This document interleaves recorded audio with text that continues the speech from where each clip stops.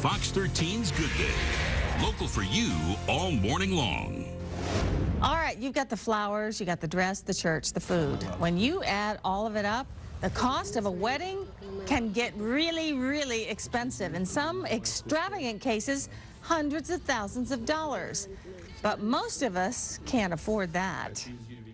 But it's still expensive. Financial advisor Michael Minter is here with some suggestions on what to splurge on and what you can kind of get away with for a cheaper version, right? Good morning. Good to have you. Good to be back. All right, first I guess you have to determine what your wants are versus what you really, really need here, right?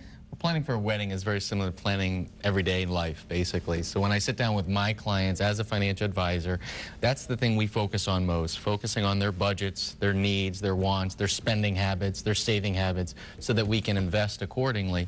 And so when you're planning for such a huge event like the wedding, the same should be said with a couple. The couple should really come together, look at specifically what they want. And I'd first start out by saying, develop the budget. Or let's throw that term away and create the napkin. Let's get a napkin out. And it's a great opportunity for a couple for the first time to come together financially and discuss openly how each other spends, what their needs and wants are, and do so towards your wedding now. Create a napkin whereas you list what your non-wedding expenses are, your rent, your student loans, your car insurance.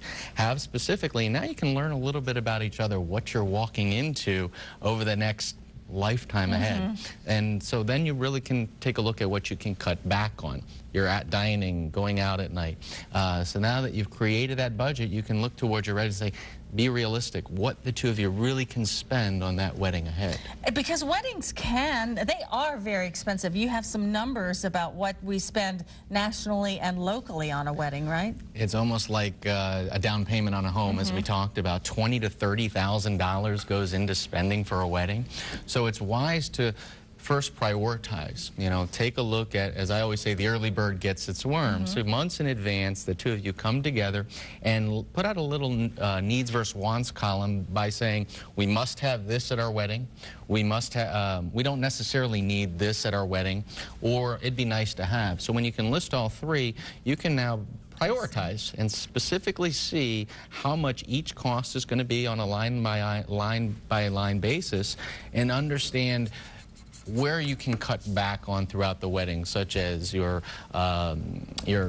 venue, your cost for food, your entertainment. So now you have an out-of-season date for your wedding, or that you have your DJ, one of the family members be your DJ or video. So you can see where you can now cut back on your cost towards that large cost. And remember, some young couples prefer to have a small gathering, possibly even elope, and there's nothing wrong with that if that's your choice, because they prefer to use the money that maybe they would have spent on a wedding, or that their parents may have spent on their wedding, to use as a down payment on a house, which is a pretty good investment most of the time. I would say so. The smaller the venue, the smaller amount of people, the more money you'll have at the end of the day to save. But also, again, getting back to your budgets, what the two of you can work together to cut back on at the end of the wedding.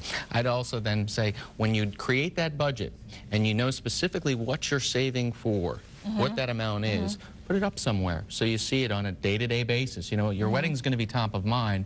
The reality is, when you can see those numbers together throughout that year's or months ahead's time, you can know where you're going. But it's most important when planning to establish trust. You know, understanding what each other spends on.